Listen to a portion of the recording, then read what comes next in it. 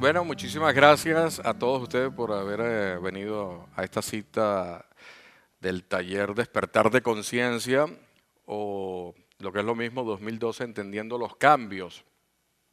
A lo largo de esta conferencia les voy a dar toda la información a la cual yo me enfrenté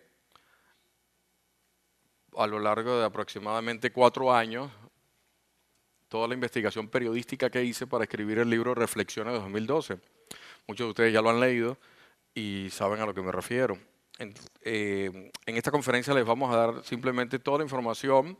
Ustedes van a sacar algún tipo de conclusión al final, van a recibir información que no conocen y van a tener que analizarla, pero definitivamente les garantizo que al final de esta conferencia su vida va a cambiar.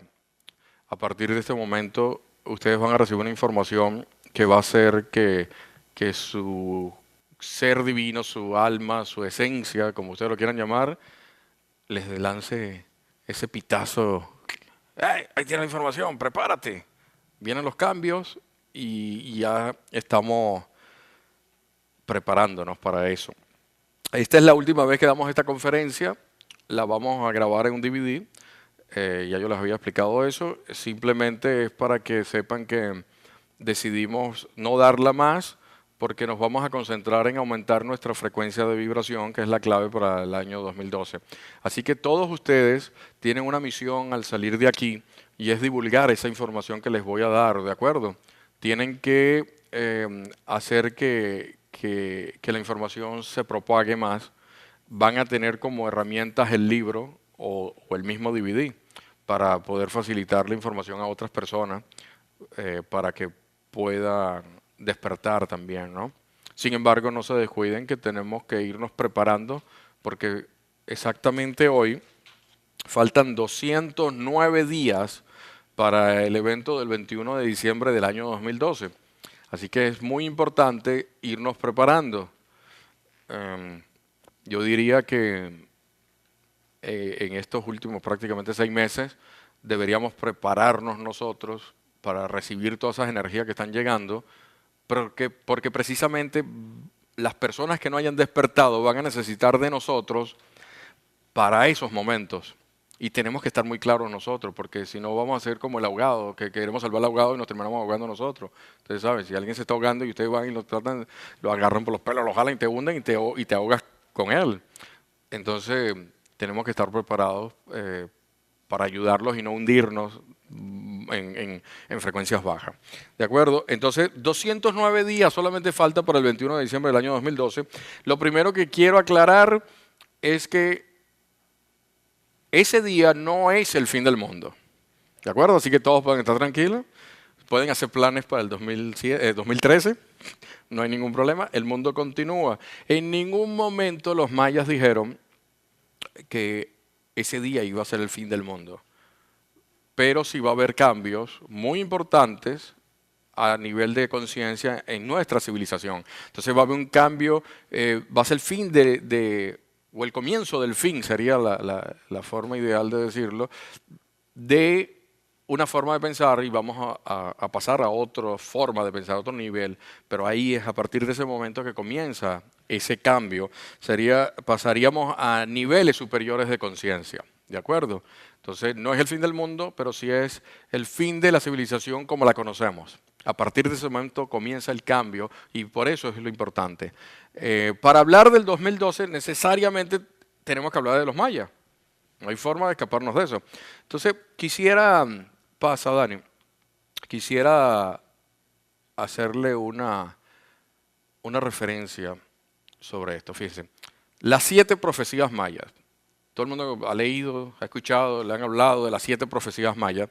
Pero antes de comenzar, yo quisiera que les quede claro que las profecías mayas como tal no existen. Las 7 profecías mayas, muchos piensan que es un libro así antiguo que encontraron escarbando en la tierra y sacaron, y aquí está, sácale el polvo, ¿cómo se llama? Las 7 profecías, ¿qué? Mayas, dice ahí, okay. ¡Ay, lo encontramos! No, eso no existe, señores. No hay un libro, no hay nada escrito por los mayas que esté referenciando a 7 profecías mayas. Eso simplemente fue un trabajo que hicieron un grupo de personas, estudiosos de los mayas, personas como el desaparecido recientemente José Argüelles, con su libro Factor Maya, y otras cuantas personas, y recopilan mucha información que estaban en códices, los famosos códices mayas, que estaban en los templos, como jeroglíficos en piedra,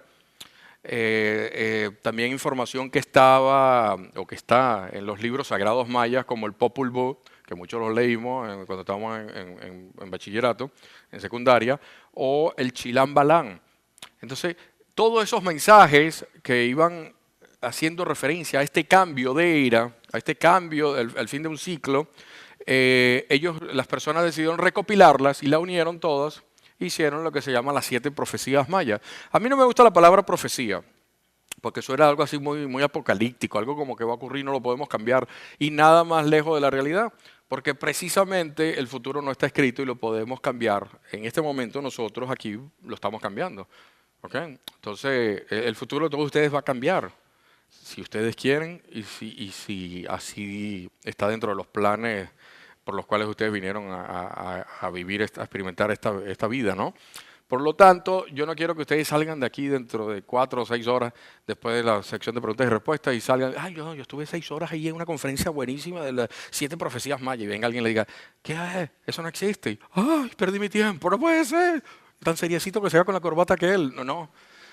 Es importante que sepan que ya ustedes manejan la información de que como tal, 7 profecías no existen, pero sí lo que nos tenemos que concentrar es el mensaje, ¿de acuerdo? En el mensaje que ellos recopilaron y ahí es donde está la esencia del... No nos vamos a concentrar tanto en las 7 profecías como tal, sino vamos a concentrarnos en el mensaje de los mayas. ¿Me expliqué bien? Ok, eso es importante que lo manejan desde ya. Entonces, fíjense, una de las fuentes de donde se saca estas informaciones de las profecías son los famosos códices. Vamos a aclarar bien. Miren, los códices mayas son como jeroglíficos. Ustedes lo pueden, déjenme buscar el puntero. Lo pueden ver aquí. Son como jeroglíficos que se hicieron, ellos lo hicieron en una especie de papel. Podemos decir que como unos papeles, eran corteza del árbol, unas cortezas del árbol, y que ellos dibujaban por ambas caras como páginas y las doblaban como un acordeón. ¿Lo ven aquí, va? Inclusive fíjense que hasta colores lo usaban, ¿no? O sea, la imprenta a color, lo inventaron los mayas, no mentira. Aquí tienen, esos son los famosos códices de donde se saca información de lo que les estamos, de la información que les vamos a dar ahora.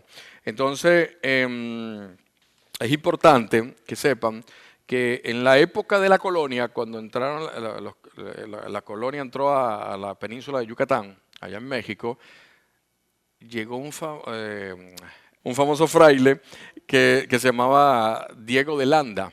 Y él decide, cuando consigue todos aquellos códices de los mayas, dice, mira, esto tenemos que hacer como un acto de fe y tenemos que quemarlo, porque la información que está ahí no sirve para cambiarle las creencias religiosas que tenían los mayas, sobre todo, ¿no?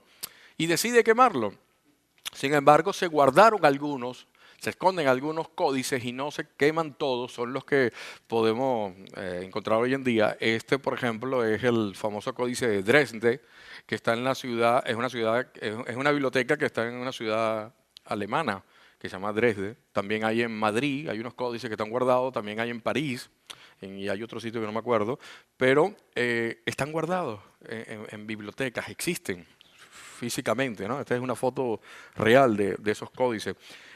Este señor, cuando decide quemar todos esos códices, aproximadamente como 4 años después, se arrepiente de lo que hace y él decide comenzar a estudiar todos los códices mayas, pero con mayas, imagínense, de aquella época, con 2, 3 mayas claves, se pone a hacer la traducción de esos códices a nuestra lengua.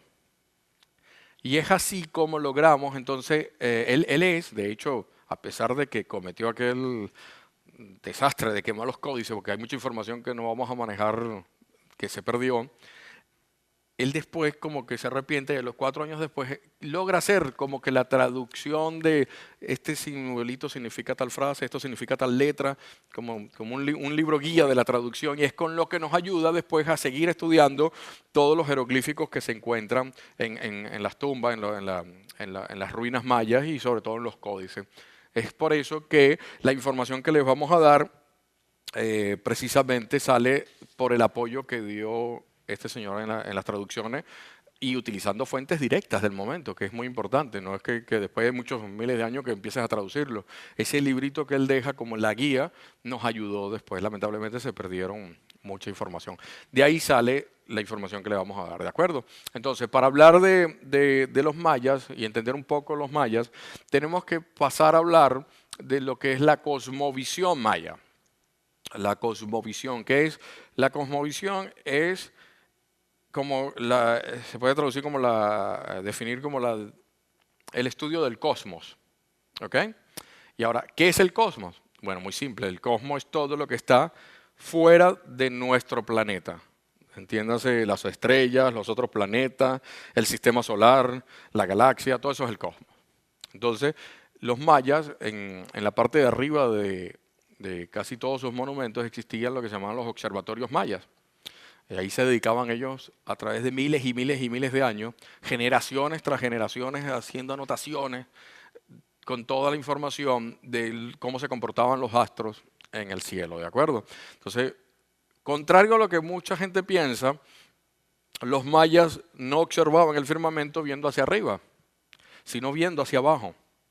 Todo el mundo me pregunta, ¿cómo es eso posible, Daniel? ¿Cómo que? Bueno, muy simple. Ellos tenían unas grandes piscinas, las llenaban de agua y se sentaban y el reflejo del firmamento en el agua era que ellos iban anotando todas las observaciones. Entonces imagínense, era muy importante porque si no, las generaciones mayas de hoy en día estarían todos así con tortícolis, ¿no? Viendo miles y miles de años observando la galaxia, se imaginan cómo estarían hoy en día. Entonces, en esos observatorios ellos lograban, de hecho, en la pirámide de Kukulcán está la parte de arriba donde están la parte de los observatorios. Ahora, mucha gente me pregunta, bueno, Daniel, ¿y qué tiene de importante que estudiaran los astros y el cosmos y todo eso? Tenemos que partir de un principio de que los astros influyen sobre nosotros. ¿Ok? Muchos lo saben, por ejemplo, en la astrología.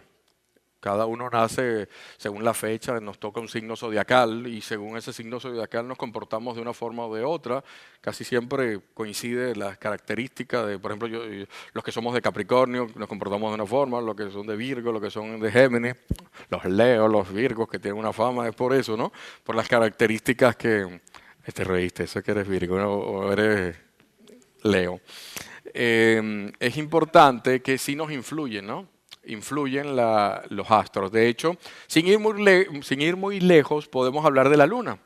La Luna es un satélite de la Tierra, un satélite natural, que no tiene luz propia, pero sin embargo influye sobre nosotros de una forma increíble.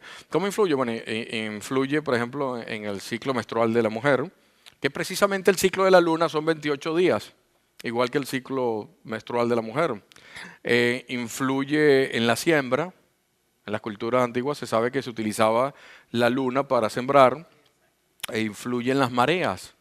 La gente que tiene su lanchita y va al mar, o los marinos, todos saben que las mareas suben según la luna.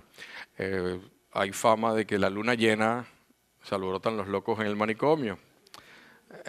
Hoy no, esta noche no va a haber luna llena, me dieron permiso, así que estoy aquí. Me dijeron, si puedes ir, no te preocupes, tranquilo, habla. Así que definitivamente con estos pequeños ejemplos nos damos cuenta de que los astros influyen en nosotros y por eso es que tenemos que tomar en cuenta esa información que nos dieron los mayas. Siguiendo un poco con la cosmovisión de los mayas, ellos sabían que la luna giraba 13 veces a lo largo de un año alrededor de la Tierra. Ellos sabían que la Tierra giraba en su eje, duraba 24 horas. La rotación, esa es la palabra que no encontraba. La rotación de la Tierra, muchas gracias. Eso lo estamos haciendo en conjunto todo, el video. Ya aprendieron de la rotación. Ellos sabían que duraba 24 horas. Ellos también sabían que ese eje no era fijo, sino que rotaba. Y ese es el que genera precisamente los efectos del solsticio y el equinoccio. Precisamente ese eje de rotación de la Tierra que no es así recto, ¿no? Tiene un bamboleo, por decirlo de alguna forma. Todo eso lo sabían los mayas. Pasa. Fíjense cómo allá en Yucatán tenemos la pirámide de Kukulcán, de la pirámide de Chichén Itzá, donde se marca con un efecto de luz y sombra lo que ellos llaman la serpiente emplumada. Ustedes se fijan, el 21 de diciembre, por ejemplo, el día del solsticio de invierno, esta esquina que está aquí de la pirámide genera una sombra sobre esta escalinata, la escalinata principal, y fíjense cómo hace como una especie de serpiente que aquí termina con la cabeza de la serpiente, ¿la ven? Esto es una belleza del espectáculo, que fíjense, esa pirámide está puesta en un punto específico de ese día donde el sol, cuando comienza a caer, hace la sombra necesaria y la serpiente empieza desde aquí arriba a salir esto, después sale esta parte, después esta, y es como que se va serpenteando la serpiente. Es una belleza, imagínense crear todo ese monumento precisamente para ese efecto, ¿no? Se repite en otra época del año, por otra de las escalinatas también. Pero el 21 de diciembre está marcado ahí, ellos dicen como que el regreso, ¿cómo se llama? La bajada de Kukulcán. ¿Quién era Kukulcán para ellos? Kukulcán era un dios. Ellos tenían muchos dioses, pero él era un dios que ellos querían mucho porque era como un dios hecho hombre, como ellos lo definían, el dios hecho hombre. ¿Por qué? Porque Kukulcán vive con los mayas, convive con los mayas por mucho tiempo, hasta que él decide irse, se despide de los mayas y promete algún día regresar. Esa historia, si hacemos un poquito de memoria, nos suena algo parecido a una historia que conocemos todos. Imagínense un Dios hecho hombre que se vaya algún día, promete regresar. Se repite esa historia en varias religiones. Si ustedes investigan un poco, lo van a encontrar en varias religiones y en varias culturas indígenas. Se sigue repitiendo la misma historia con diferentes nombres. Es importante tener esa referencia. Ellos sabían que nuestra Tierra, el planeta Tierra, giraba alrededor del Sol. Ellos lo llamaban Kinichahawa, el Sol. Ese era el nombre. Era otro dios para ellos. El Sol era un dios. Kinichahawa, pero no era el máximo dios de ellos. Ya vamos a hablar de ese. Y ellos sabían que duraba 365 días el giro de la Tierra alrededor del Sol. Ese es el año solar, ¿no? Ellos también sabían todos los planetas que conformaban el sistema solar. Estudiaron todas las fases y el año solar de Venus. Ellos estudiaron a Venus de una forma increíble. Precisamente dentro de unos días vamos a estar viendo el recorrido de Venus frente al Sol. O sea, así frente al Sol vamos a estar viendo pasando Venus, así como esa lucecita. Y eso son eventos importantes. Estamos en una ventana de tiempo muy importante desde el día del eclipse anular hasta el 6 de junio. Estamos recibiendo unas energías muy importantes que tenemos que estar preparados para recibirlas. Y eso va a marcar momentos importantes. No vamos a ver nuevamente ese tránsito de Venus como hasta el año 2117. ¿Okay? Entonces es importante que lo disfrutemos. Ellos sabían, ellos ya lo sabían, ellos ya lo habían escrito como predicho, por decirlo de alguna forma, pero si tú sabes que todo es un ciclo y que todo se repite, prácticamente no predices nada, simplemente se repiten los ciclos. Ellos ya sabían que estos eran señales que estaban marcando el fin de un ciclo y los estamos observando. Esto mismo, fíjate, ellos sabían que teníamos todos los planetas, que también podemos estar hablando que ellos manejaban 9 planetas, pero hay una cultura que se llamaba los sumerios, que se cree que es lo que nos dice la historia, que es la primera civilización con la que nacemos, donde nace las civilizaciones, la madre de las civilizaciones son los sumerios. Ellos hablaban de 10 planetas y no 9. ¿Y cuál era ese 10º planeta? Bueno, ese 10º planeta era el que ustedes seguro lo han oído nombrar mucho, el Nibiru, o el famoso planeta X. ¿Por qué X? Porque X en números romanos es 10. ¿Okay? Y ellos decían, los sumerios, que en ese planeta Nibiru habitaban unos seres llamados los Anunnakis. Y son los Anunnakis los que bajan a la Tierra y deciden hacer un juego genético ahí con algunos especímenes que había. Lo vamos a hablar más adelante sobre eso. Pero ese es el 10º planeta, se lo hago referencia porque tiene que ver con el 2012, viene de los sumerios, en las tablas sumerias aparece. Fíjense qué importante los sumerios y les invito a que investiguen un poco. En el próximo libro que voy a escribir, que estoy escribiendo, hablo un poco de ellos. Ellos, las descripciones que dan a cada uno de los planetas coinciden con la que da la NASA miles de años después, cuando la NASA llega y con los telescopios y descubren cómo son las características de los planetas. Pero ya ellos lo habían dicho.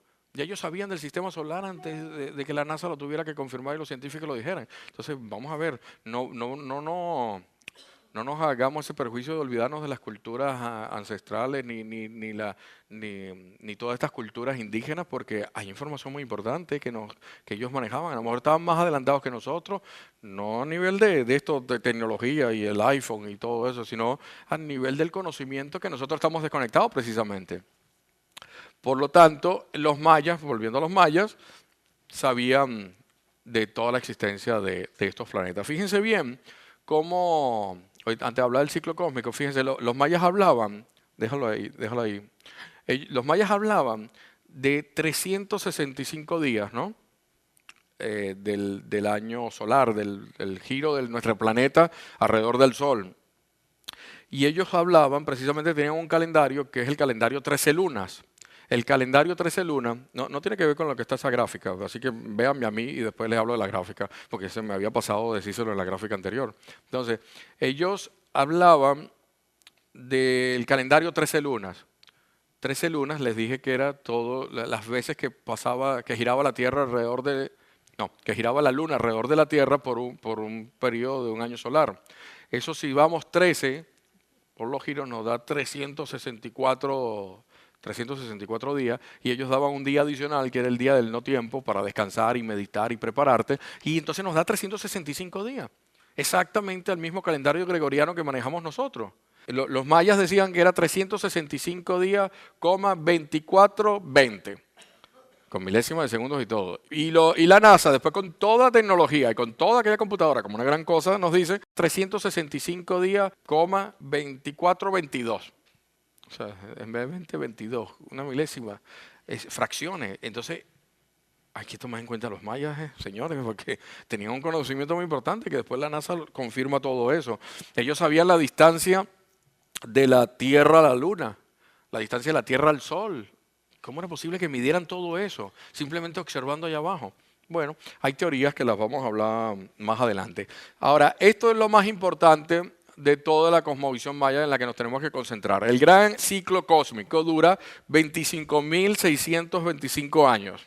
Aquí lo tienen, 25.625 años.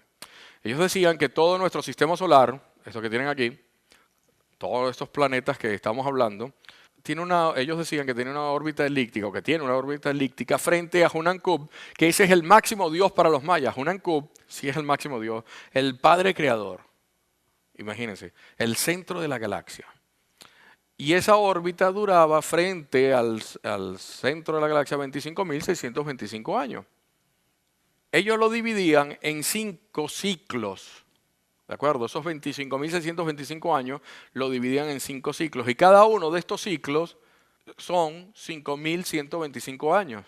¿De acuerdo? Entonces, si ustedes agarran una calculadora y ponen 5.125 por 5, les va a dar 25.625 años. Simple. Nosotros estamos en este último ciclo, el 5.º ciclo, lo que se llama el 5.º sol de los mayas, entrando supuestamente a lo que se puede llamar como el 6.º sol de los mayas, ¿no? Porque aquí comenzó el ciclo, empezó a girar todo nuestro sistema solar y estamos llegando aquí, al final del ciclo. Ahora, cuando ustedes escuchan por ahí, se termina el calendario maya, es el fin del calendario maya, no quiere decir que sea el fin de este ciclo cósmico, ¿okay? No se me confundan. El fin del calendario maya es el calendario de cuenta larga, pues ellos tenían muchos calendarios, les fascinaba ese calendario, pero el más importante de ellos es el calendario de cuenta larga, que dura precisamente 5.125 años. Entonces, el que estamos hablando, el que ustedes escuchan que se va a terminar, es este precisamente, que comenzó el 3113 antes de Cristo y que termina precisamente 5.125 años después, en el 2012, a finales de este año, en diciembre del 2012, 21 de diciembre. ¿De acuerdo? Entonces aquí ustedes ven este último ciclo, este es el calendario que hablan que se termina, el calendario de cuenta larga, 5.125 años. ¿Me expliqué bien? ¿Están claros, no? Bien. Ellos decían que Hunan Kup, cuando terminaba, al final y al comienzo de estos ciclos, emanaba una gran energía. Ellos lo llaman como un rayo sincronizador, pero no es un rayo láser. No se imaginen una cosa que y nos achicharra a todos, no. No es un rayo láser, es un pulso electromagnético, lo podríamos definir así, que está representado por estos punticos que están aquí. ¿Lo ven? Al final de cada ciclo y comienzo de otro, se emana esa energía que es precisamente para preparar al sistema solar, a la Tierra, a todos los planetas que están ahí, para esos grandes cambios de ciclos, ¿de acuerdo? Entonces, fíjense, voy a hacer una acotación que no lo he dicho en las otras conferencias, y mucha gente me escribió por email y bueno, se hizo un alboroto en internet y en la página de Facebook y todo. Hace poco se encontró otro calendario en unas ruinas en Guatemala que hablan de que no termina el calendario maya en el 2012, sino que continuaba. Y entonces se hizo un alboroto diciendo, no, ese calendario no era el calendario de cuenta larga, no era el final, no es esto. Y es posible que se enfrenten a esa información si no se han enfrentado o la vayan a conseguir más adelante. Y a mí siempre me gusta aclararlo, ¿no? Eso acaba de pasar hace muy poco.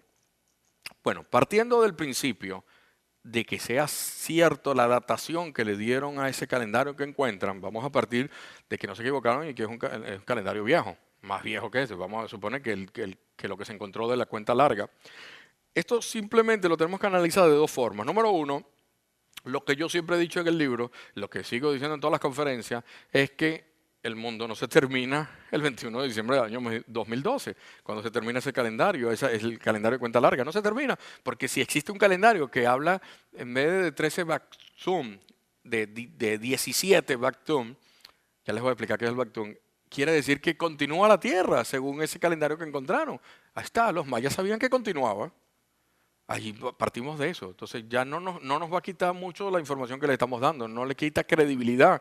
Simplemente, bueno, de verdad sigue la vida. ¿Qué son los Baktum? Los Baktum es un ciclo, es un periodo de tiempo que los mayas definían como, aproximadamente son como 400 años, pero exactamente son 390 y algo. En días son 144.000 días. 144.000, nos recuerda cifras que salen en la Biblia, ¿no? 144.000 danzantes del sol, todo eso. Pero fíjense, 144.000 días son precisamente 5.125 años. Entonces, este ciclo, este calendario de cuenta larga, se marca por 13 Baktum, que son 13 ciclos de casi 392 años. ¿Ok? Que son los 144.000 días. Esos son 13. Y ese que consiguen, en vez de tener 13, tiene 17. O sea, tiene unos cuantos años más, ¿no? Por lo tanto, simplemente nos define que la vida continúa, el planeta continúa. Pero hay otra cosa. Estos científicos que los descubren nos dicen que ese es el calendario, es más viejo que este. Por lo tanto, como que si es más viejo le quita la credibilidad a este. Pero no, hay un desconocimiento de parte de ellos, porque tienen que manejar que estos ciclos cósmicos también lo manejaban los olmecas, y eso es más viejo que los mayas, y también lo manejaban los sumerios, en diferentes periodos de tiempo. Por ejemplo, los sumerios lo dividían en 2100 y tantos años, que son divididos, multiplicados por 12. ¿Por qué 12? Porque son los signos zodiacales. Por eso se habla del fin de la era de Piscis y entrar a la era de Acuario, por aquella cultura que todavía influye sobre nosotros, que son los sumerios. Es increíble la cultura sumeria. Inclusive, imagínense la civilización que tenían hasta las cañerías por debajo de la tierra, todo así, cañerías, distribución, todo, mucha información que manejamos nosotros hoy en día, y los astros y todos los signos zodiacales que conocemos vienen de los sumerios. Ellos decían que era este ciclo, lo dividían en 12 por 2000 y tantos años, y a la larga daba lo mismo, casi los 25.625 años. Los olmecas también tenían otro ciclo, entonces no pueden hablar de que ese es el calendario más viejo que encontraron. Puede ser el calendario más viejo de los mayas, si suponemos que está bien la datación, pero simplemente la información del fin del ciclo es en diciembre del 2012. Ahí no hay forma de cambiarlo. ¿De acuerdo? Les aclaro eso por si acaso, para evitar confusiones cuando salgan, ¿no? Porque si no tienen la oportunidad de preguntármelo, después quedan, ay, es que él me dijo que era aquel y ahora resulta que los científicos dicen esto. ¿Científicos bajo qué parámetros? Científicos que se pueden equivocar, ¿no? O que no se han equivocado y que simplemente no nos afecta porque sabemos que la vida continúa, ¿de acuerdo? Entonces, vamos a ver, a hablar un poco de este ciclo. Lo que nos interesa hablar es de esto. Este periodo de tiempo, desde el 3103 antes de Cristo hasta el 2012 después de Cristo, porque es en el que estamos viviendo.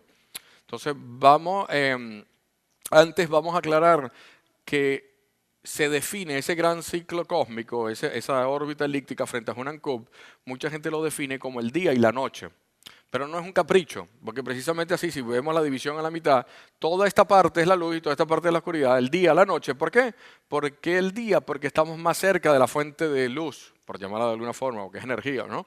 Entonces, si estamos más cerca, es el día. Cuando estamos más lejos, es la noche. Por lo cual, si ven aquí nuestro sistema solar, que está por aquí, en este momento, todo desde aquí, en este cambio del día a la noche, todo este periodo, hemos estado en la noche de la galaxia. Hemos estado en la oscuridad. Y eso representa tal cual lo que estoy diciendo. Estamos en periodo de oscuridad. Vamos a comenzar lo que se llama el amanecer de la galaxia. ¿Ok? La era de luz. Así que esto representa tal cual lo que les estoy diciendo. Vamos a salir de siglos de oscuridad. Se puede dividir como que aquí donde comienza el ciclo, en este punto, es la mañana, después mediodía. ¿Por qué? Porque estamos pegados al sol. La tarde-noche y la noche-amanecer, que es donde estamos saliendo. Entonces, estamos entrando aquí, al amanecer de la galaxia. Eso es lo que vamos a entrar a finales de este año. Es muy importante porque recuerden las energías que llegan desde Hunan-Kup. Vamos a concentrarnos aquí, en el quinto ciclo. Nosotros somos los hijos del quinto sol, este es el quinto sol maya. Vamos a concentrarnos aquí, en esta tortica que está aquí. Acércala más ahí, Daniel, ok. Del 3113 hasta el 2012, ¿se acuerdan? El quinto ciclo, ese que lo estamos sacando, lo estamos apartando para hablar de él.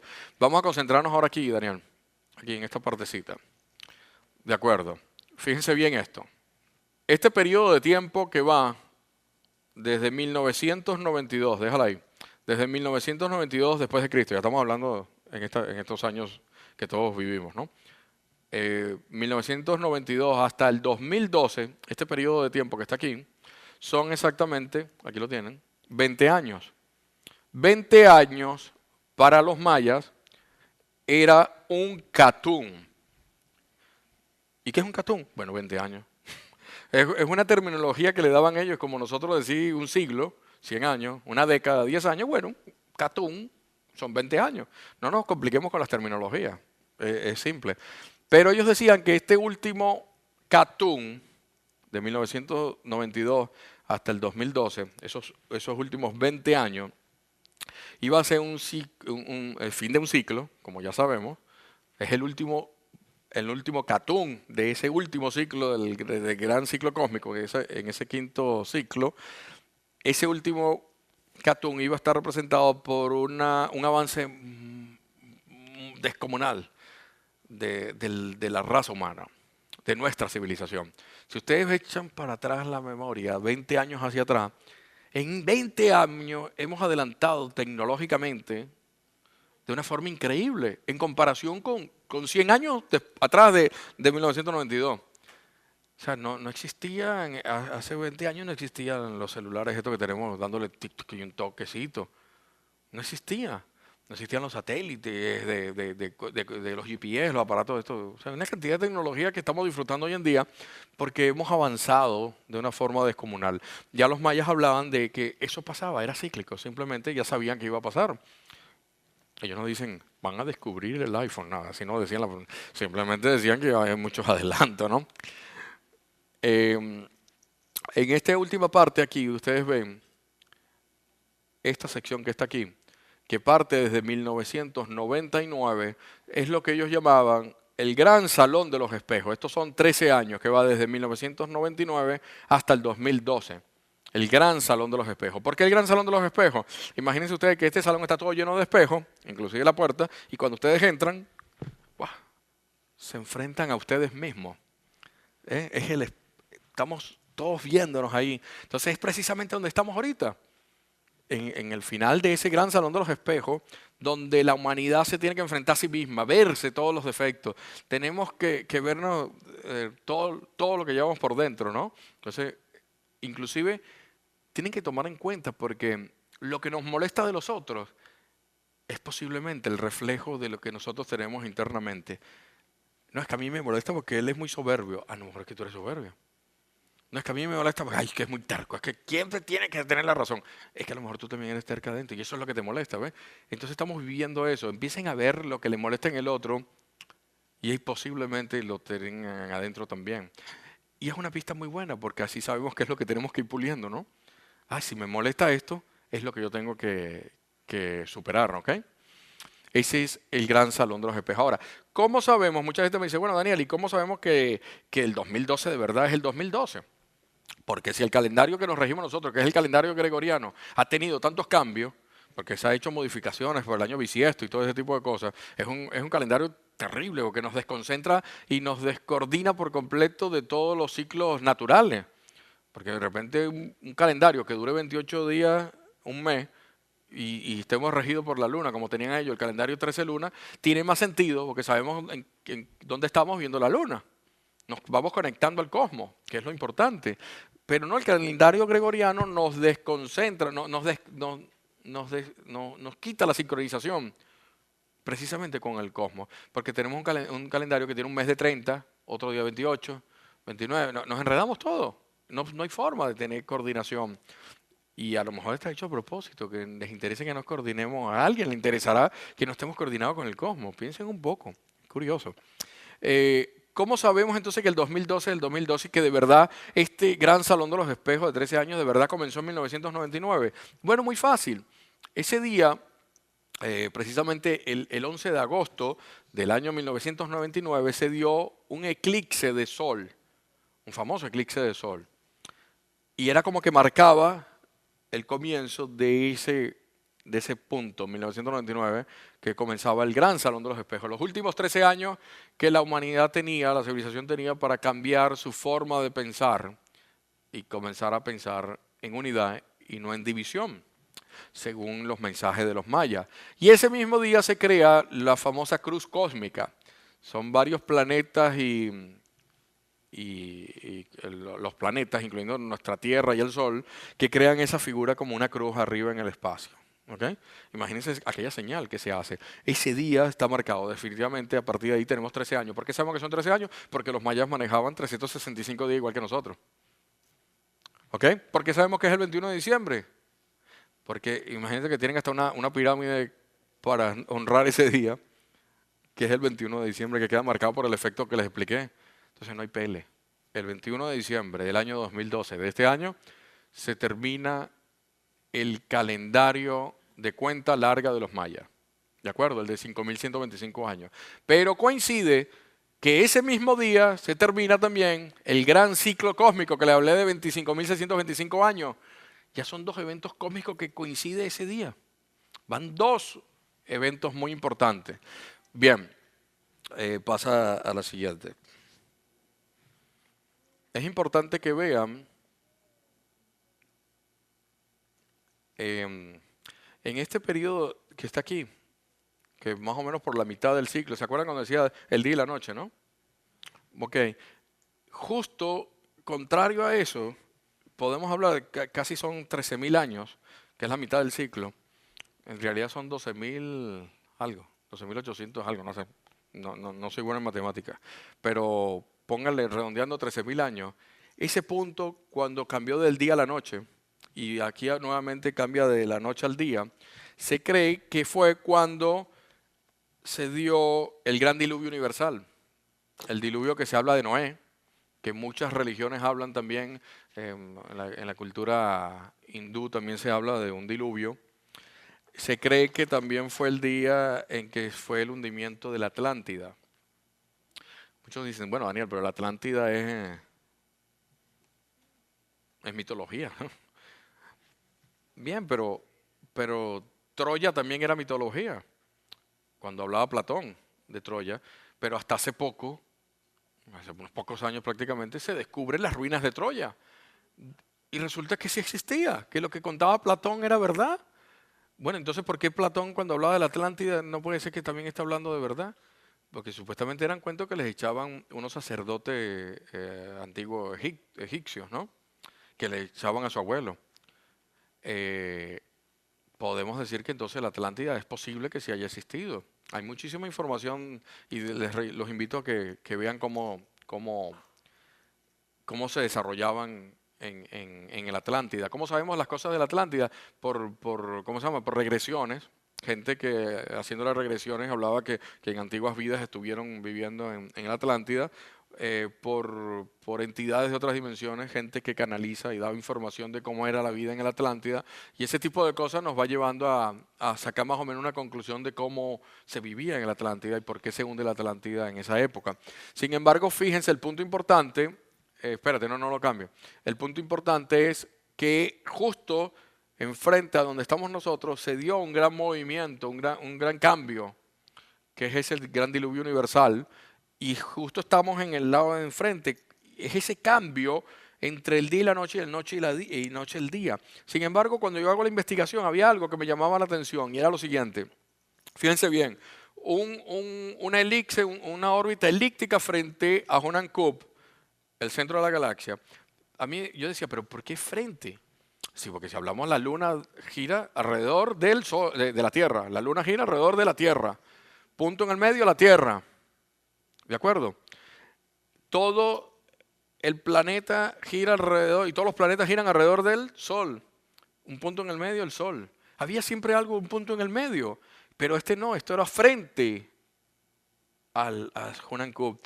Y entonces en la investigación descubro y aparecen las famosas Pléyades, que ustedes muchos lo han podido oír.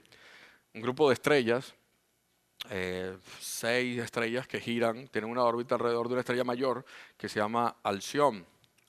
Podríamos decir que nuestro Sol es como otro grupo, otra estrella que pertenece a ese ciclo, a esas órbitas que están alrededor de Alción, porque se fijan, si tiene una órbita elíptica con el punto en el centro de Alción, una de las estrellas más fuertes y más luminosas del grupo de las Pléyades. Y aquí viene algo muy importante. Esto es muy importante. Fíjense, al de estudiar las Pléyades nos conseguimos con el famoso cinturón fotónico. ¿Ok?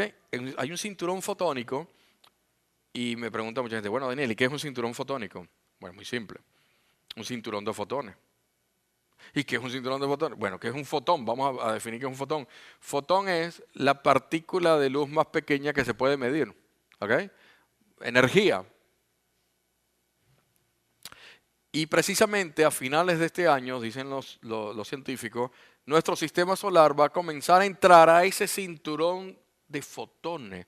Nos vamos a llenar de una gran cantidad de energía, de alta vibración, que nos va a bañar al planeta y a todo el sistema solar.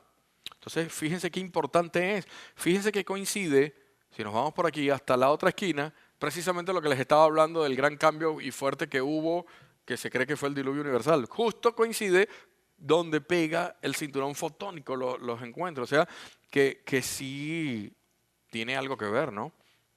Entonces tenemos que es el fin del calendario maya para finales del 2012, el fin del ciclo de 25.625 años, 2 eventos. Tercer evento, entrada al cinturón fotónico. Algunos científicos creen que al entrar al cinturón fotónico vamos a tener un periodo de 3 días que vamos a entrar a lo que se llama la zona nula del cinturón fotónico. Y esta zona nula nos va a eliminar, no va a permitir que veamos la luz del sol. Entonces se puede hacer referencia a los 3 días de oscuridad que se habla en muchas profecías. Es la entrada de ese cinturón fotónico, puede existir en la zona nula 3 días de completa oscuridad. ¿Ok? Así lo podemos asociar. ¿Qué va a pasar precisamente el 21 de diciembre del año 2012? Ok, ya estamos hablando de los fines de ciclos, ¿no? Pero el 21 de diciembre del año 2012, aparte de todo lo que yo les he hablado, de todos esos eventos cósmicos, hay uno que es importante, es la alineación de la Tierra con el Sol y Hunan-Kup, el centro de la galaxia. Entonces, como dirían los mayas, sería con Kinichahao, el Sol, y Hunan-Kup. ¿Qué puede ocurrir? Bueno, muy fácil. Hunan-Kup va a mandar el famoso rayo sincronizador. ¿Se acuerdan que es energía, ok? Y va a pegar a nuestro Sol. Inmediatamente nuestro Sol lo va a enviar a la Tierra, ¿ok? Porque estamos en un alineamiento cósmico ese día, el 21 de diciembre del año 2012. Entonces, imagínense, como el máximo Dios de los mayas, el Padre Creador, o Madre, Padre, Madre Creador, le manda esa energía a nuestro Sol y nuestro Sol reacciona y nos los manda a nosotros. Ahora, ¿qué puede significar esto en sentido práctico? Bueno, puede significar que nuestro Sol reaccione y se genere una tormenta solar. Tenemos que hablar de las tormentas solares. Esto es muy importante que lo tengamos presente. Fíjense, el Sol constantemente está alborotado.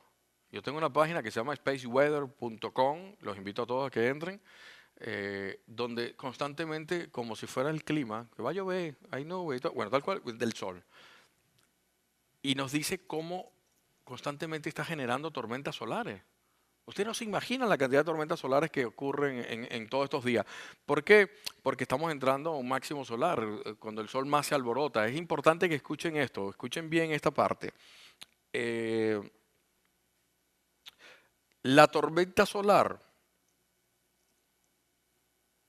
se genera de la siguiente forma. Vamos a hablar de esto. La tormenta solar. Hay una explosión en el sol. Esa es la tormenta solar. Se genera una explosión en el sol y los científicos la miden por escalas, ¿no? Ya la tienen como, igual que los huracanes aquí en la Florida, categoría 1, categoría 2, 3, 4. Yo me enfrenté a uno categoría 3 y más nunca hasta ahí. No quiero saber lo que es el 4 ni el 5. Pero las tormentas solares están divididas por categoría A, B, C, M y X, donde las más fuertes son las X. Y dentro de ese rango le ponemos números, del 1 al 9.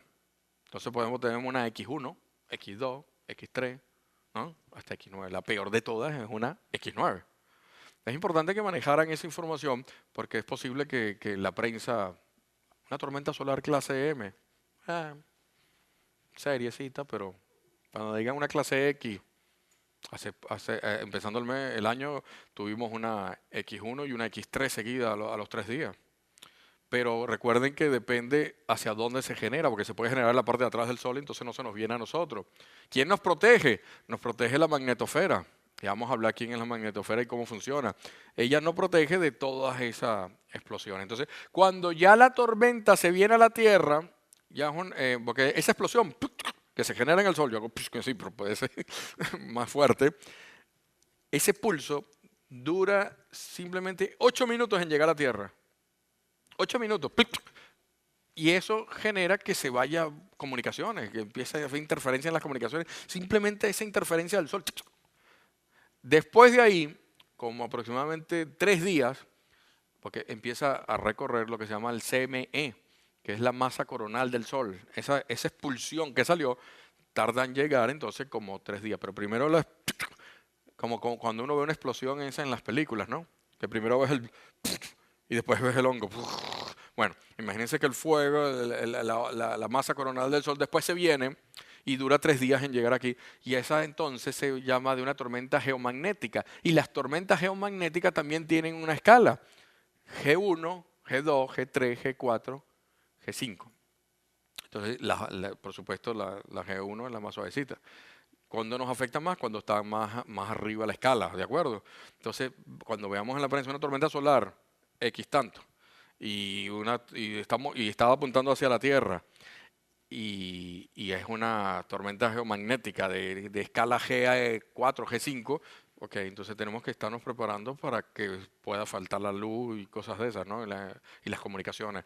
Acuérdense que las tormentas solares no es una bola de fuego que viene y nos achicharra a todos aquí. No es que y quedamos aquí como un pollo frito todos ahí, no. No es así. Las tormentas solares son geomagnéticas, son energía. Entonces, vamos a hablar, mira, esta maravilla que nos protege, que es la magnetosfera. ¿Cómo se genera? Eso es como un campo protector, ¿no? Un campo protector de la Tierra. Y se genera precisamente porque la Tierra, el núcleo de la Tierra, que es como, vamos a decir, como una bola de metal, ¿no? Está girando internamente, es como metal, y está nadando como, vamos a decir, como metal derretido, así una lava, un líquido, un fuego líquido, una cosa así, para tratar de describírselo, o sea, el magma, ¿no? Y ese movimiento que gira hace como un efecto de un dinamo, que es el que genera todo el campo electromagnético a la Tierra. ¿De acuerdo? Así, eso que está girando, porque cuando tienes algo, un metal girando, va a generar electromagnetismo. Y así entonces la Tierra se protege. Y ese campo electromagnético tiene lo que se llama, lo que hablamos, los campos magnéticos de la Tierra. Tenemos un polo norte magnético, que es el generado por ese movimiento, y el polo sur magnético, pero a la par tenemos también un polo norte y un polo sur físico, que es diferente al magnético. Es como, imagínense una pila, y entonces tienen el positivo y el negativo, ¿de acuerdo? Entonces el positivo es la parte, que están coincidiendo en esta época, que el polo norte magnético está donde está el polo, bueno, desplazado un poco, pero apuntando hacia la misma ruta, ¿no? Coinciden en esta época, pero no siempre han coincidido. A lo largo de la historia de la Tierra ha existido cambios de polaridad. Y ese es otro tema que se habla para el 2012, que es el cambio de los polos, ¿no? Que viene el cambio de los polos. Bueno, no se imaginen que es que la Tierra va a girar así, que el norte se va para abajo y todo el mundo nos agárrate que nos vamos para abajo. Agarra, Palmira, agárrate, cocha. No es así. No es así. Es simplemente el polo magnético. ¿Por qué? Porque se cree que si la Tierra detiene su movimiento de rotación interna, esa es la que le estoy hablando al núcleo, se para y comienza a girar hacia el otro lado, simplemente, entonces el positivo cambia para abajo y el negativo para arriba. Ahí está la inversión de polos magnéticos. ¿Más o menos me expliqué? ¿Se entendió la idea del cambio de polos? ¿Ok? Ok. Entonces, es importante que manejen esta información de los cambios de polo. Ha ocurrido a lo largo de la historia de la Tierra varias veces. Los científicos van al Ártico y meten unos hierros y sacan unos cilindros de hielo, y ahí ellos estudian cómo la Tierra se ha enfrentado a lo largo de su historia aproximadamente unos 300 veces de cambio de polaridad. O sea, no es algo de ciencia ficción lo que estamos hablando. Sí ha ocurrido antes. Es más, se cree que estamos muy cerca de un cambio. Los científicos dicen que estamos muy cerca de un cambio. Está retrasado el cambio de polaridad, porque ya ha tenido que ocurrir. Y es algo que no es raro, porque nuestro Sol también lo hace. Y otros planetas también experimentan el mismo efecto de cambio de polaridad. Entonces es algo normal que ocurra. Por lo tanto, lo tenemos que tener presente. ¿Cuándo va a ocurrir? No lo sabemos. No puede ser mañana, puede ser pasado, puede ser dentro de 10 años, 100 años, no lo sabemos. Puede ser al final de 2012, sí, pero no lo sabemos, ni los científicos lo saben. Pero no lo descartemos como una posibilidad que pueda ocurrir. Es importante que manejen esta información del cambio de polo, porque es algo que se van a enfrentar y que se está hablando sobre los cambios del 2012. Sin embargo, yo lo digo en el libro, que yo no creo que sea lo que vaya a ocurrir, ¿ok? No creo. Sin embargo, yo no tengo la verdad absoluta, eso lo sabremos para esa fecha, pero yo no creo que sea lo que va a ocurrir del cambio de polaridad. Pero sí hay señales que puede hacernos dudar, ¿de acuerdo? Fíjense bien esta información que les vamos a presentar. Tenemos que hablar de lo que se llama la frecuencia de resonancia Schumann. No es Schumann, es Schumann. No es Schumann, no, ese no es. Schumann. ¿Quién era Schumann? Lo pone frecuencia de resonancia Schumann porque es el científico que estudia esto y era apellido Schumann. Entonces ya está, esa es la frecuencia de resonancia de este señor que se llama Schumann. Entonces, él dice en sus estudios que la Tierra genera como un latido, una pulsación que va y pega a la ionósfera, esa capa que tenemos alrededor de la Tierra, y se pega y se regresa. Y entonces esa pulsación que va arriba y baja y sube, la medía y nos da que está medida como una medida de 7.8 Hz, o sea, son ciclos por segundo, ¿no? Esa escala, la frecuencia de resonancia Schumann tiene una escala que va del 1 al 13, 1 al 13, donde 1, y eso tiene que ver con el movimiento de la Tierra, ¿de acuerdo? Esa resonancia, esa pulsación de la Tierra que se genera cuando va, lo que estamos hablando de la rotación de la Tierra. ¿Me explico, no? Entonces, el 1 es lo más rápido que puede estar girando la Tierra. ¿De acuerdo? Y el 13 es la Tierra detenida. Así más o menos se mide. O sea, a menor número, más rápido. O sea, es inversamente proporcional, ¿no? El número 1 es la Tierra rapidísimo. El número 13 es la Tierra detenida. Entonces, cuando estamos en 7.8, más o menos estamos en la mitad, ¿no? Es el movimiento de rotación de la Tierra. Pero eso se mantuvo a lo largo de muchísimos siglos, desde que se midió, en 7.8.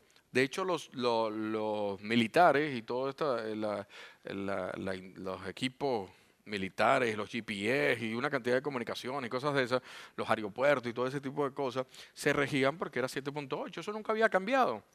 Pero desde los años 80 comenzó a cambiar y comenzó a subir. Y mira, pero tantos años que estuvo así estacionada en 7.8, comenzó a subir desde los años 80 y no quiero que se asusten, pero en este momento está en 12. Les dije que no se asustaran. 12 quiere decir que la Tierra desde los años 80 está metiendo un frenazo, ¿no? Eso es lo que quiere decir, estamos más lentos. Pero al ir más lenta la Tierra, pero la pulsación va más rápida. ¿Se entiende? Está mucho más rápida la pulsación. Y para los efectos de nosotros, es como que nosotros nos sincronizamos con ese latido de la Tierra. Nosotros también se nos está acelerando nuestra pulsación interna. ¿Me siguen? Si nos estamos acelerando, quiere decir que biológicamente estamos viviendo días más cortos. Entonces, en vez de días de 24 horas, se calcula que estamos viviéndolo como de 16. Por eso no nos alcanza el tiempo para nada. Señores, ya estamos a mitad del año. Y yo me acuerdo hasta hace poco, ¡feliz año! ¿Cómo estás? Eso fue hace muy poco. Marisa, no se acuerda como si fuera ayer. Estamos acelerándolo porque esa pulsación nos hace vivir más rápido. Aunque el reloj diga 24 horas, pero estamos biológicamente sincronizándonos a esas pulsaciones más rápidas de la Tierra. Por lo tanto, si va más rápido, la Tierra se está deteniendo, señor. Está dando señales de que sí, pero eso no es un frenazo, es que y nos salimos todos por la ventana. No. Imagínense, nos caemos acá. No pongan esa cara, no nos vamos a caer. Eso es como que ustedes llevan un carro a 100 kilómetros por hora, ¿no? Y de repente sueltan el acelerador. Por el impulso continúa, pero llega un momento en que se va deteniendo, porque ya no sigue. Es más o menos, desde los años 80 como que la Tierra soltó el acelerador y se está deteniendo. Podemos pasar a 13 y al pasar a 13 es la Tierra detenida. Se para y se calcula que se queda detenida por 3 días hasta que comience a girar en dirección contraria. 3 días, que coincide con 3 días de oscuridad. 3 días de oscuridad, por supuesto, para las personas que están contrarias al sol, lo que la Tierra se detiene y hay una parte que está oscura y otra de día. Hay muchísima cultura, muchísimas escrituras antiguas que nos hablan de 3 días de oscuridad, profecías que circulan por todos lados, como también 3 días de luz. Porque hay un cuento de una batalla en Egipto que el hombre la gana, el militar es el que estaba preparando todo la gana porque tuvo 3 días de luz y pudieron luchar 3 días. Entonces, si hay referencias a eso, a esos cambios de polaridad, ah, hablan de que hay unos escritos que dicen un día el sol se ocultó por un lado y no salió hasta 3 días después y volvió a salir por ese lado. Quiere decir que estuvo detenido y giró contrario. Hay mucha literatura que pueden conseguir. Entonces, todo nos está indicando como que viene de verdad un cambio de polaridad, porque la frecuencia Schumann nos está indicando que se está frenando. Acuérdense que cuando sube es que está más lento. Esta resonancia se, se estudia también y los científicos nos dan la información de que 7.8 también es la frecuencia de vibración interna que tenemos los mamíferos. Todos los mamíferos, nosotros somos mamíferos, todos los mamíferos de la Tierra, cuando se mide, tenían 7.8. Entonces, fíjense cómo va esto. Es como que la Tierra está acelerando su pulsación porque está recibiendo una señal que viene del centro de la galaxia. Por eso hablan de rayo sincronizador, sincronizarse, ¿no? Entonces el centro, Hunan Q, el centro de la galaxia, está mandando un rayo sincronizador. Acuérdense que yo les dije que duraba 20 años ese rayo, ¿no? Pero sin embargo, aunque no nos esté pegando de frente, nos va llegando el resplandor, ¿no? El repele de lo que va llegando. Entonces, la Tierra busca sincronizarse con el centro de la galaxia y a su vez nosotros buscamos sincronizarnos con el pulso de la Tierra. Por esa pulsación interna de nosotros se está acelerando, al igual que se está acelerando el del planeta Tierra. Todo esto tiene que ver con la magnetosfera. Ya entendieron, por eso volvimos otra vez a la tormenta solar, hicimos ese pequeñito espacio, ya saben cómo se genera. Ella es la que nos protege cuando viene la tormenta solar, pega en la magnetosfera y la aplasta literalmente. Si la tormenta es muy fuerte, puede llegar a traspasarla, porque ella es la que impide que llegue todo, que nos afecte el sol de esa forma, ¿no?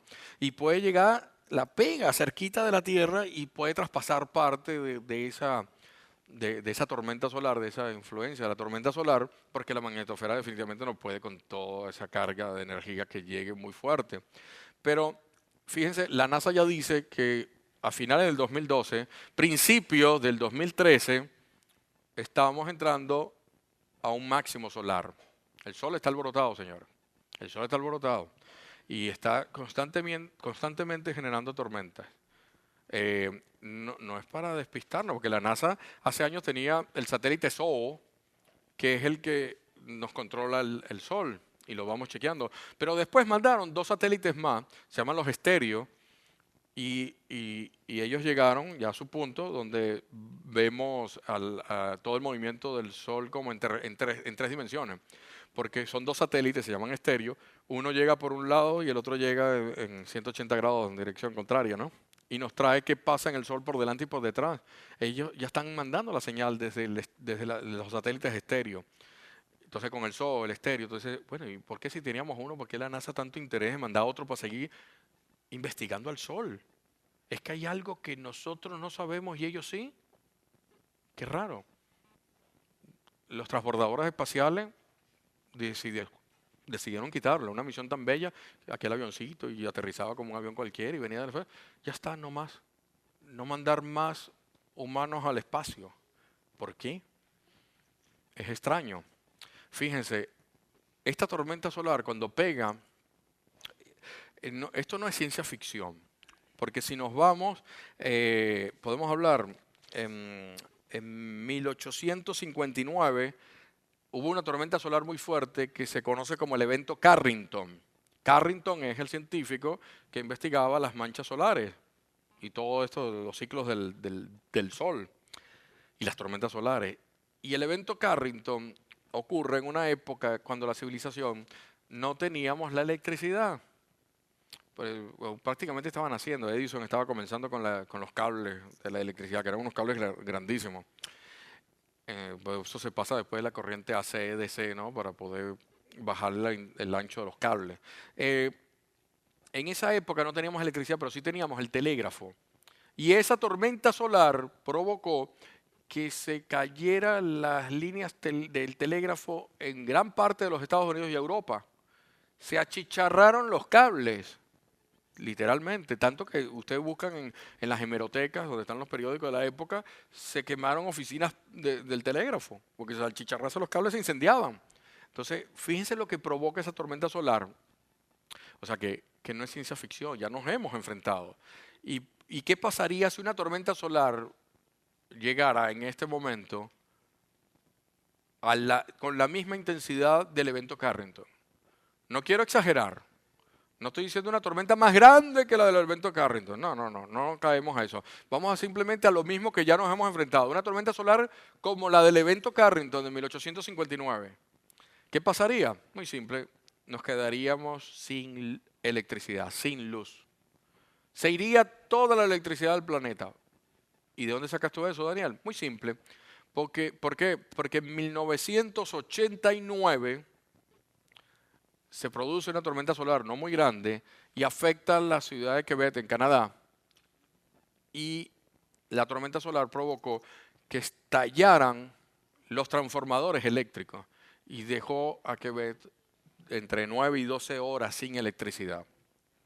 ¿Qué pasa con los transformadores eléctricos? Los transformadores eléctricos estallan porque no soportan la energía electromagnética que está llegando, esa tormenta geomagnética, y hace que esa vibración provoque que estallen los transformadores eléctricos. Ahora, yo quiero que escuchen bien esto. Los transformadores eléctricos no es algo como que estalló un transformador eléctrico y llego yo y llamo, oh no, mira, mándame un transformador número 4 y uno 5 que también está ahí pataleando un poco.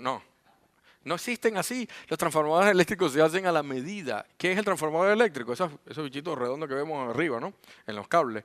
Ellos son los encargados de retransmitir la señal. Viene la repotencia y las manda para que siga llegando la electricidad a los diferentes sitios. Si estalla y explota, quiere decir que se cae la electricidad a partir de ahí.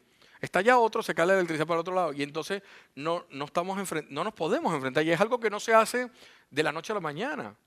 O sea, tardan unos cuantos meses en hacer un transformador eléctrico. Puede ser que tengamos refuerzo de algunos, ¿no? Pero imagínate una gran cantidad de transformadores eléctricos que estallaron. Nos quedaríamos sin electricidad, en la mejor de los casos, por meses. ¿Y nosotros estamos preparados para eso? No, si nuestra civilización precisamente depende de la electricidad.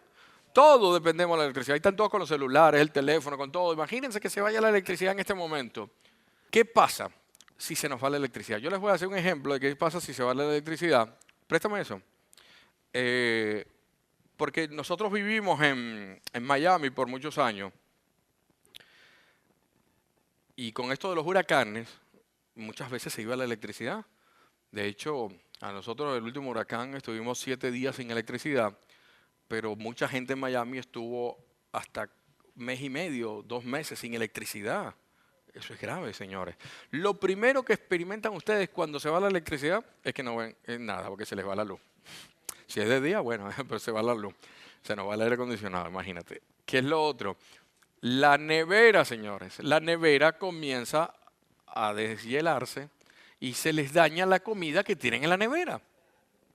Una vez que se les daña la comida que tienen en la nevera, tienen un batallón en la casa que tienen que alimentar, entonces dicen, bueno, tengo que salir a comprar comida porque esta se dañó. Y entonces te vas al cajero automático a buscar dinero y resulta que no funciona porque funciona por electricidad. Ay, no puedo sacar el dinero. Bueno, me voy al banco. Ay, total, la cajera siempre me ve. Hola, ¿cómo está? Y le llevo un chocolatico en diciembre, esa se debe acordar de mí. Y llega y le dice, mira, ¿va a sacar dinero? Ay, lo sentimos mucho, señor López, pero no puede sacar porque no hay electricidad y no funcionan las... Por mucho que tú tengas una libreta que dice que tienes X cantidad de dinero, no te sirve para sacar. Entonces, si tienes dinero efectivo, cosa que yo recomiendo que tengan parte de dinero cash, salen a las tiendas y las tiendas sí le pueden vender, a pesar de que unas no vendan porque las cajas no funcionan, la registradora no funciona porque falta electricidad. Algunas sí te venden. En aquella época en Miami, me acuerdo, Walmart, por ejemplo, sacaban las cosas al estacionamiento y te vendían ahí que tú pagabas, te daban el cambio y sacaban agua y cosas de esas, ¿no? Entonces, algunas sí te venden, pero cuando se termine ese abastecimiento de esas tiendas, ¿quién lo va a traer? Los camiones que traen funcionan con gasolina y la gasolina se bombea por electricidad. Suponiendo que la gasolinera tenga una planta eléctrica, puede bombear. pero se le acaba la gasolina que bombea la planta eléctrica y se acabó también. O sea, estamos hablando de que poco a poco se va creando un caos, ¿de acuerdo? Se crea un caos, donde las personas que no tengan dinero para comprar, porque no tenían el cash, no estaban preparados, y no puedan comprar en la tienda y su familia está muriéndose de hambre, comienzan lo que se llaman los saqueos. Y yo no los juzgo, porque yo les aseguro que cualquiera de nosotros con hambre y que su familia tenga hambre, van a saquear igualito. Entonces no tenemos que juzgar la actitud, porque si no tenemos que darle, vamos a tener que buscarle qué darle de comer. Es posible que lo hagamos, es posible que no, pero no podemos juzgar porque no sabemos enfrentándonos a una situación como esa. Un poco de carricita, papi, papi, tengo hambre. Tienes que ir a buscarlo. Entonces, esa situación de caos, ese cambio de civilización de la era electrónica, que dependemos de la electricidad, puede ser lo que hablaban los mayas cuando nos decían, no es el fin del mundo, pero es el fin de nuestra civilización como la conocemos. Bueno, simplemente pasaremos como a 100 años atrás, cuando no había la electricidad. Nuestros abuelos no tenían la electricidad cuando nacieron, no existía la electricidad. Y aquí estamos nosotros que somos descendientes de ellos. A lo mejor tenemos tantos primos porque no había electricidad. Puede ser. Sin embargo, no nos tenemos que preocupar porque no tenemos que irnos a la frecuencia del miedo. No puede entrar en pánico. Por eso yo les doy la información. Guerra avisada no mata soldados. De esto tenemos que saber el proceso y todo lo que va ocurriendo. Yo recomiendo alejarnos un poco de las grandes ciudades si eso llegara a ocurrir. Si en realidad lo que viene es una tormenta solar, que puede ser para el 21 de diciembre porque el sol reaccione, como que puede ser que no pase nada, el 21 de diciembre sea un día bellísimo y hermoso y lo disfrutamos la energía que va a estar llegando. Pero entre estos, yo sí creo que son muy fuertes estos últimos 6 meses, puede ocurrir una tormenta solar que nos ocasione. Entonces hay que prepararse, es muy simple, miren. Les traje esto como un ejemplo de preparación. O sea, si ustedes aprietan, esto es una linterna de LED. Los LED es una tecnología nueva que es una maravilla, porque no es como un bombillo que si se te cae se te parte o se te quema el bombillo y tienes que buscar un bombillo y reemplazarlo. Los LED duran muchísimo tiempo. Esta linterna ustedes le dan y no prende. ¿De acuerdo? Pero después no vamos a conseguir batería. Nos agarramos esto y la cargamos así. Miren qué fácil. Ahí le estamos mandando energía para que se recargue. Ya. Le damos y tienen una linterna de LED que alumbra bastante, no se crean, yo la he usado en la oscuridad. Esto a mí me da tranquilidad. Eso es lo que tenemos que empezar a buscar, tranquilidad. Esto no dura, no cuesta tanto. De hecho, a la salida mi hijo tiene una caja de 50 y le vende, no mentira, por el módico precio de... Dígale con razón. No, mentira. El que quiera busca el nombre y lo busca por internet, cualquier cosa. Yo la compré en una tienda. Pero este tipo de cosas nos ayuda, porque si se va la luz yo voy a tener cómo alumbrar. Y esto, o sea, sí, es increíble, cuando está todo oscuro esto te ayuda. Esta lucecita te ayuda. Yo también estoy buscando celdas solares para alimentar una batería de 12 voltios, con la cual después estoy buscando todo un electrodoméstico de 12 voltios que se consiguen en los sitios de camping. Y nos preparamos para eso. O sea, no es entrar en miedo. Si la tranquilidad nos da prepararnos, pues vamos a prepararnos para no entrar en miedo. Porque eso es posible que ocurra como es posible que no. Yo simplemente le doy la información como algo que se maneja, ¿de acuerdo? Entonces no quiero que se me asusten, porque esa es la frecuencia contraria. Lo que quiero es que si va, prepárense para eso. Bien. Esa energía que llegará del centro de la galaxia, ese rayo sincronizador que estoy hablando, es una energía de alta frecuencia. ¿Okay? Es una energía con una vibración muy alta, comparada, porque eso lo miden, los científicos lo han medido, con la frecuencia del amor. Esa frecuencia de todos somos uno. Ama a tu prójimo como a ti mismo. Ahí está un mensaje muy importante. Esa frecuencia elevada, alta, rápida, es lo que está comparado con la frecuencia del amor. Entonces, si nosotros queremos recibir esa energía, que ya gran parte está llegando, pero que va a llegar más fuerte, tenemos que estar en sintonía con esa energía. Porque por ley de atracción, ley de vibración, las vibraciones iguales se atraen. Tenemos que estar vibrando en alto, en amor al prójimo, para poder estar en sintonía con esa energía que llegará. ¿Qué es lo contrario a la energía de lo que va a llegar? Bueno, es una frecuencia lenta y baja, que es la del miedo. Por eso les digo, no entren en miedo.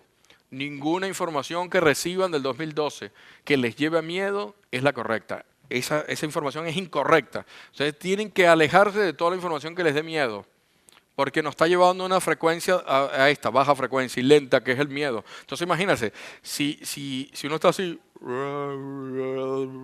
y viene aquella frecuencia que es rápida cuando te llega, ¿cómo la recibes? O estás preparada para recibirla conscientemente, porque a todo el mundo le va a llegar por igual. Pero ese rayo sincronizador tiene el poder de repotenciar todo. Repotencia todo. Si tú estás vibrando en amor, te repotencia el amor. Imagínate a los niveles que podríamos llegar, que inimaginable para nosotros. Pero si estás vibrando en miedo, también te repotencia el miedo. Entonces tus miedos se comienzan a hacer realidad. Porque al igual que todo se está acelerando, escuchen esto que es muy importante, al igual que todo se está acelerando, por lo que le expliqué de la frecuencia, se están acercando los tiempos, también se está acelerando el resultado de las leyes como la de causa y efecto. Muchos de ustedes la manejan, la ley de causa y efecto. Quiere decir que no vamos a tener que vivir muchísimas vidas para ver el resultado de lo que tengamos que compensar de lo que hemos hecho en esta. La vamos a comenzar a ver cada vez más rápido, cada vez que nos acerquemos más al final de estos tiempos, lo vamos a comenzar a ver más rápido. Lo que hagas en esta vida lo vas a ver rápidamente. De hecho, a veces ustedes si hacen el bien y ven, inmediatamente a los 2, 3 días ven y de repente, wow, mira lo que se me dio, qué increíble. Y si lo asocias es que estuviste haciendo algo por amor, de verdad, por el bien. Pero si haces el mal también se te regresa cosas rápidas. Entonces tenemos que sacar provecho, que cuando llegue ese punto cero, es como que lo que piensa, lo que haga, se materializa inmediatamente. Entonces, si estás en frecuencias del miedo, ¿qué crees que se te va a materializar? Si crees en desastre, se te va a materializar desastre. Si crees que estamos entrando en una época de luz, amor y armonía, pues vamos a vivir la época de amor y armonía. Es posible que existan dos tierras. Es posible que se dividan dos niveles de conciencia diferentes, que lo vamos a hablar después. Entonces, es importante esa comparación de ese amor incondicional. El amor incondicional quiere decir que amas a la persona sin ninguna condición. No, es que yo te hice esto y tú tienes que hacerme eso. No, hay una condición. Es que a ti no te importa si te regresa o no, lo que hagas lo tienes que hacer de corazón y ayudar. Eso es el amor incondicional, ¿entienden? Esa es la idea. No esperar nada a cambio. O sea, y tratar bien a todo el mundo. Como yo siempre digo, no tratar bien solamente a la vecinita o el vecino que viene, que cada vez que la mujer hace una tortica esa bien sabrosa de chocolate, te trae el pedacito. Vecina, aquí le traigo la torta. Ay, qué maravilla, qué gracia, lo que usted necesite. Cuando usted quiera, yo le ayudo lo que quiera. Claro, así es muy fácil ayudar a una mujer así. Pero anda y ayuda al vecino ese que te atraviesa el carro, que no te deja salir, que pone la música los domingos a las 7 de la mañana bien alta. Ese es el que tú tienes que de verdad probar el amor incondicional. Que venga, usted me puede ayudar. No, después de lo que hiciste, con la música me despertaste y no dormí. No, ahí no hay amor incondicional. No, Daniel, yo amor incondicional lo entiendo, pero es que ese vecino es terrible. No, hasta con ese tienes que ser, ¿entiendes? Hasta con ese tenemos que ser. Ahí es más o menos el reflejo. O sea, yo siempre digo, es muy fácil llegar a un restaurante y que venga una de esas mesoneras muy amables. Se le terminó la limonada, ¿quiere un poco más? Sí, te la llenan. Mira, el pancito, ¿qué quiere esto? Ah, yo quisiera un poquito más de salsa por la para que soy como no, para intentar la salsa. Al momento de la propina, es que me trató de maravilla. Pero no, hazle una propina mejor que se la dieras a esa, a la que viene que te tropiezas, ay, se me cayeron los espaguetis, disculpen, el pantalón nuevo, ay, la tintorería, ay, disculpe. Dale la mejor propina a esa que te trató mal, porque tú no sabes lo que está pasando.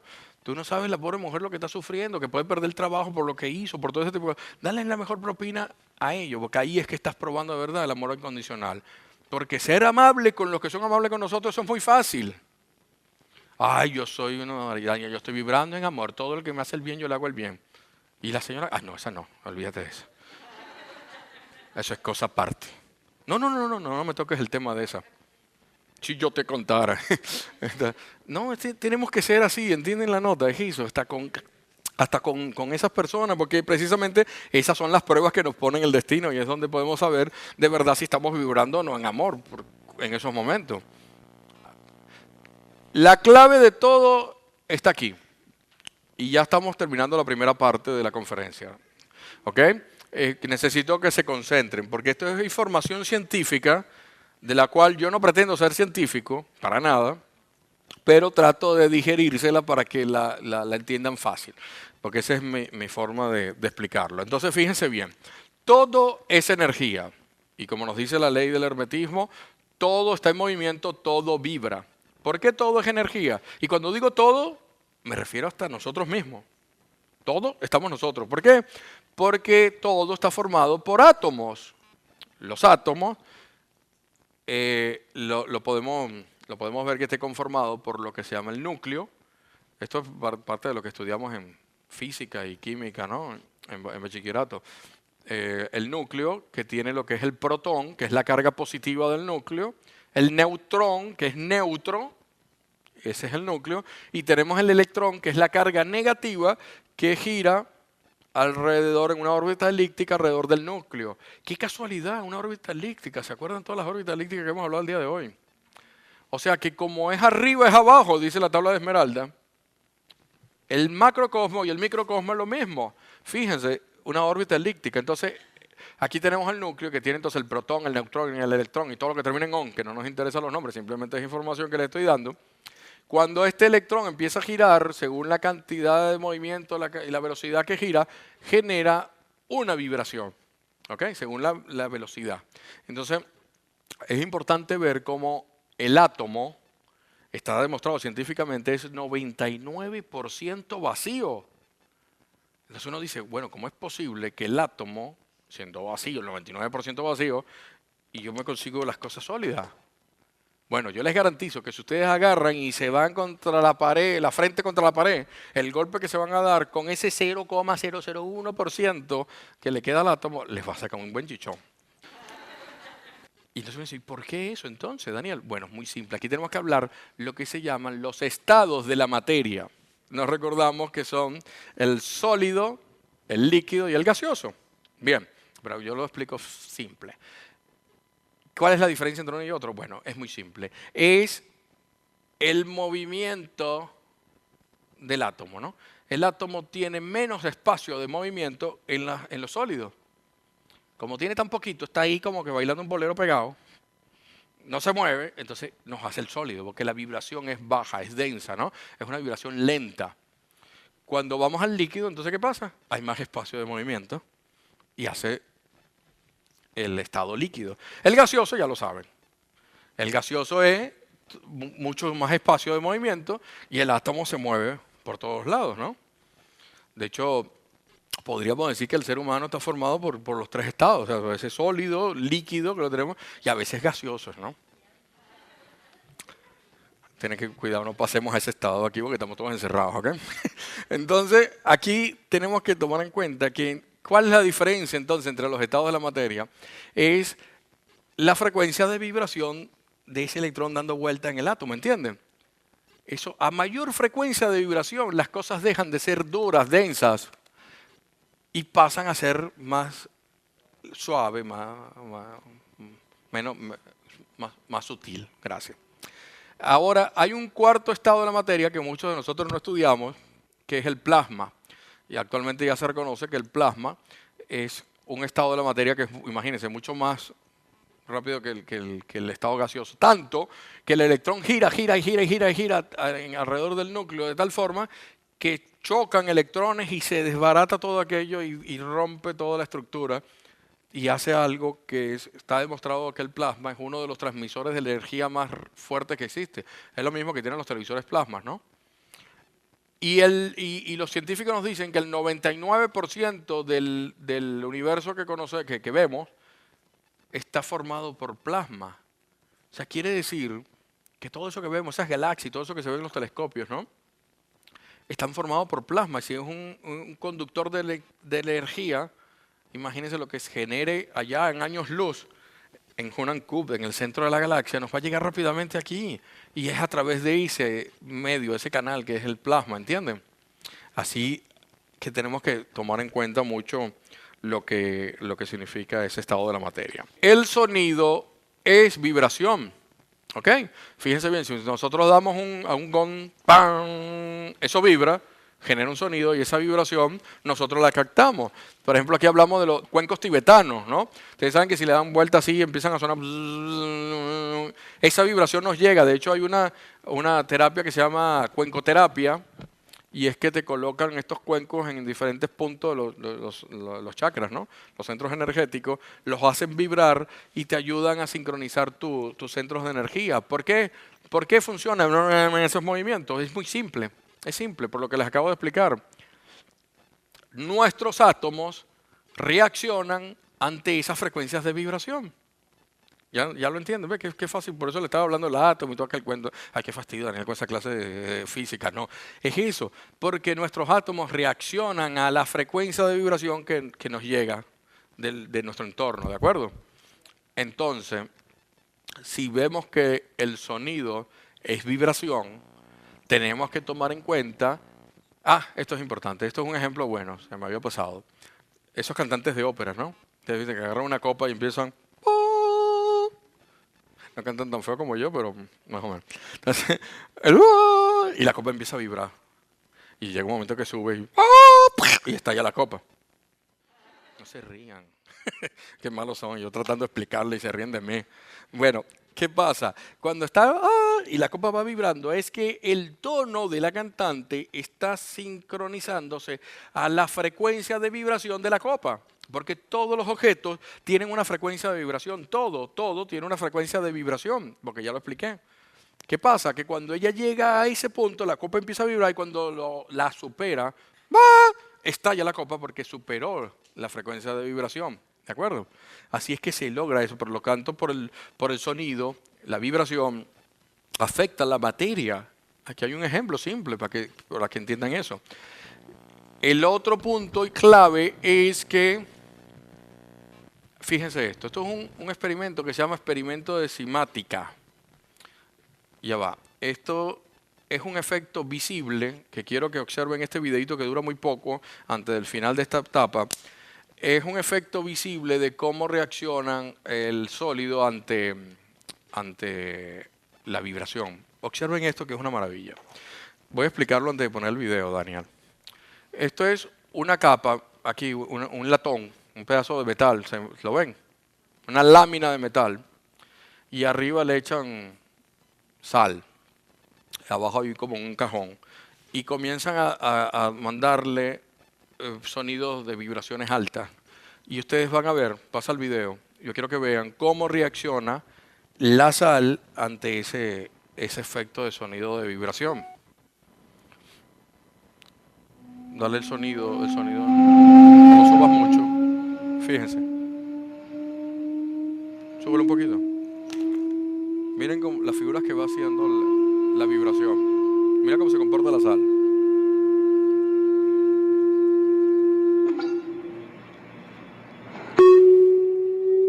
Miren las figuras que se van haciendo. Ahí el hombre se fue al abasto y compró más sal. Y de hecho,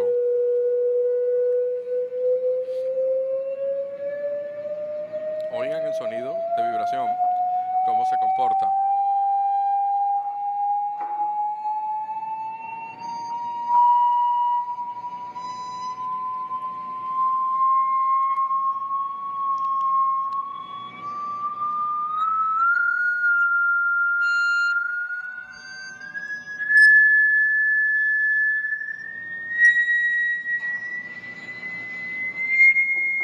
Miren eso, miren las figuras que se van haciendo, qué hermoso, ¿no?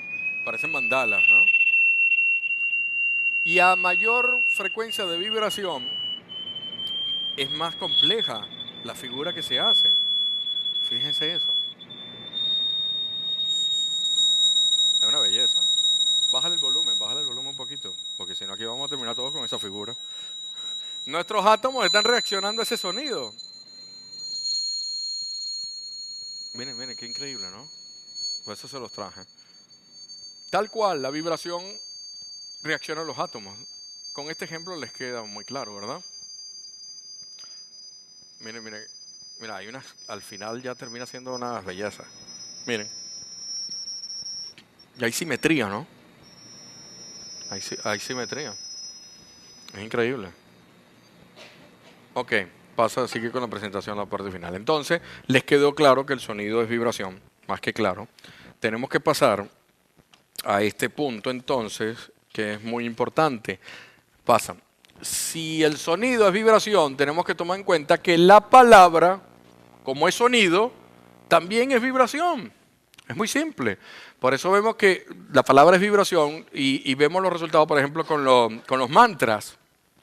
Aom, el más conocido. Cuando hacemos Aom, Aom, nuestros átomos reaccionan a esa vibración, a ese sonido de vibración. Me explico, ¿verdad? Por eso vemos, por ejemplo, los mantras, Om Mani Padme Hum, son palabras que vienen del sánscrito. Y entonces tienen una vibración y actúan sobre nosotros. Pero la palabra es tan importante de que la palabra es vibración que la palabra crea. Con la palabra creamos. Es tan importante que si nos vamos al Génesis de la Biblia, tenemos que recordar que dice, y dijo Dios, hágase la luz. Señores, y dijo Dios, tuvo que decirlo. Dios, todopoderoso. Nosotros podemos decir, bueno, que lo piense solamente. Hágase la luz, ¡pam! Y aparece la luz. No, tuvo que decirlo. Porque así lo dice el Génesis de la Biblia. Y dijo Dios, hágase la luz. ¿A quién se lo dijo? Porque no había una secretaria ahí. Sí, aquí tengo la luz. ¿Cuál es lo siguiente, Señor Dios? No. No había una secretaria que estaba anotando porque simplemente no existía el ser humano. No lo había creado todavía, señores. Acuérdense el orden. No lo había creado todavía. Estaba creando el universo, estaba creando el mundo. Y dijo Dios, hágase la luz. Dios tuvo que decirlo. Entonces, el poder de la palabra. Yo tengo un amigo que vive en Miami que siempre estaba tarde para pagar la electricidad. Llegaba rápido el bill de la... Ay, no he pagado. Ay, préstame ahí dinero. Ay, va corriendo. Y siempre le cortaban la luz. Y yo le decía, cuando dijo Dios, hágase la luz, ya tú debías 3 meses de renta. Ya tú le debías 3 meses. Eso, antes, ya tú estabas ahí. Por eso es importante que tomemos en cuenta la palabra. Y esto es con la parte final con la que terminamos la primera etapa de la conferencia. Porque tenemos que tener cuidado con la palabra. Este señor, Masaru Emoto, un científico, aunque ustedes no lo crean, es japonés. En serio, ¿no? Es japonés, créanme. Yo no les digo mentira. Colombiano, no. Puede ser peruano, cuanto mucho. Yo conozco un peruano ahí. Bueno, Masaru Emoto hizo un estudio que se llaman los mensajes del agua. Hay 2 libros que son una belleza, que se los recomiendo. Y él agarró una botellita de agua y le escribió te amo. Y empezó a decirle te amo, te amo, te amo, te amo, te amo, te amo a tomar. Y se la tomó. No, te amo, le decía. Y entonces se llevó una gotica de esa botella, de esa agua a un microscopio superpoderoso y lo enfocó. Y miren la figura que salió. Una belleza. Eso es un copo de nieve de cualquier película de esa de Disney infantil que uno diga, ay, qué lindo. Eso es arte. Eso es una belleza. No te rías, en serio, parece, mira qué lindo. Pero agarró otra botellita de agua y empezó a decirle, te odio, te odio. Y le escribió, te odio, ¿no? No se le olvidó, como a mí. Y dijo, te odio, te odio, te odio, te odio, te odio. Te odio. Y la llevó la gotica de agua al microscopio y miren lo que apareció. La diferencia simplemente fue lo que le decía, la vibración de la palabra. Y mira cómo reacciona el agua ante el sonido. Y entonces tenemos que tomar en cuenta, ahora sí, que nosotros, el ser humano, es 90% agua. Entonces imagínense qué pasa en nuestros átomos cuando viene gente y alguien te diga te odio.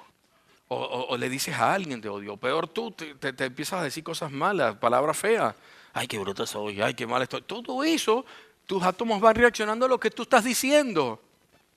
Así que tenemos que tener cuidado con la palabra, porque con la palabra creamos realidades. Es muy importante y esta es la parte final de esta primera etapa. Quiero que quede claro que el poder de la palabra, que tenemos, Dani, pasa a la siguiente, que tenemos que tener mucho cuidado con la palabra, porque vieron lo lindo que sale cuando decimos te amo. Y no es tan difícil, de verdad. Así que yo quiero antes de que salgamos a un break muy pequeño de 5 o 6 minutos, yo quiero que en este momento todos se paren de su silla, ¿de acuerdo? Y todos de pie, todos de pie. Y a la persona que tenga al lado, la abrace y le diga te amo.